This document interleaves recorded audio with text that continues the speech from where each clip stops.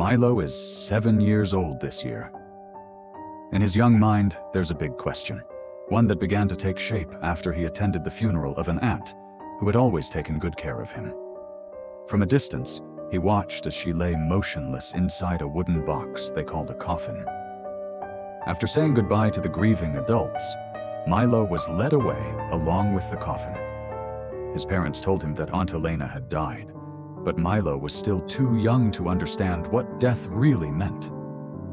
Then he overheard another adult whisper, "That means Milo will never see her again." And that was when it hit him. Milo remembered a close friend from kindergarten.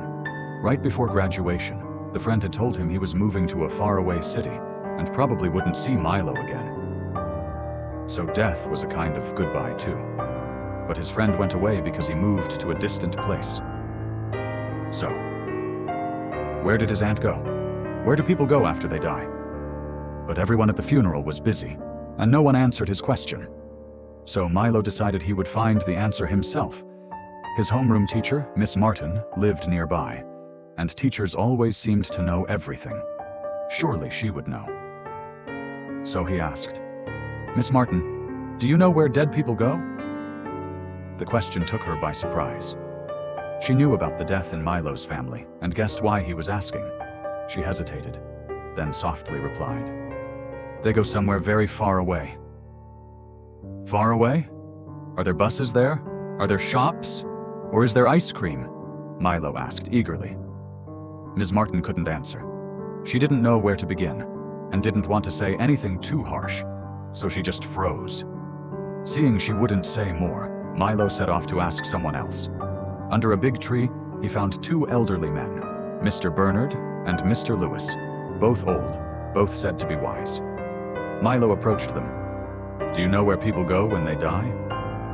Mr. Bernard stroked his chin and replied, "If they were good people, angels will take them to heaven. If they were bad, they're sent to hell for punishment." It was the first time Milo had heard those names. He widened his eyes and was about to ask how far heaven and hell were. But Mr. Lewis interrupted. "Nonsense. There's no heaven or hell. Dead people are put into coffins and buried in cemeteries. That's it." The argument between the two men quickly turned into a heated fight. Milo had no chance to speak further and walked away again, still confused. He didn't know where heaven or hell might be, but he did know what a coffin was. He had already seen his aunt placed inside one, and he knew where the cemetery was. In fact, he was there now.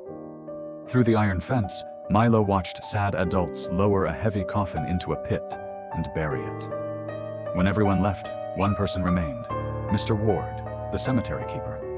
Other kids said he was strange, and nearly every child was afraid of him. Milo was no exception. He didn't dare go in. He only watched from afar, hoping to understand. But all he saw was this. The dead were simply buried under earth. They didn't go anywhere. So day after day, whenever he had the chance, Milo secretly returned to that cemetery, peeking through the fence. He watched, quietly, patiently. And eventually, he believed he had found the answer. He wrote it down in his diary, messy letters, but full of certainty. "I know where the dead go now. They never see us again, so we say goodbye to them.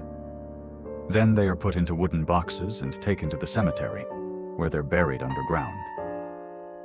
But in the end, they all go into Mr. Ward's stomach. I saw it myself. He dug them up and ate them." That was the end of the child's story. But the story didn't really end there.